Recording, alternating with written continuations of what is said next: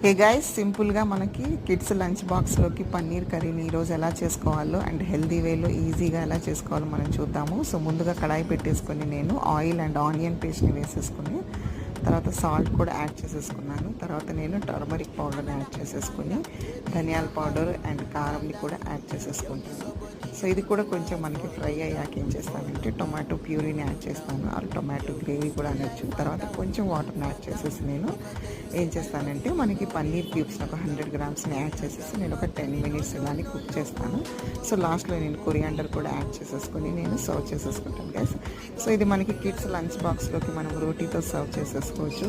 పిల్లలు చాలా ఇష్టంగా తింటారు అండ్ మనకి తొందరగా కూడా అయిపోతుంది. మార్నింగ్ కొంచెం హడావుడిగా అన్న టైంలో మనం ఏంటంటే ఈ పన్నీర్ కర్రీని మనము ప్రిపేర్ చేసేసుకొని కిడ్స్కి లంచ్ బాక్స్లో పెట్టేసుకోవచ్చు. దీంతో పాటు మనం కొంచెం సలాడ్ ముక్కల్ని కూడా మనము పెట్టేస్తే వాళ్ళు ఎంతో ఇష్టంగా తింటారు.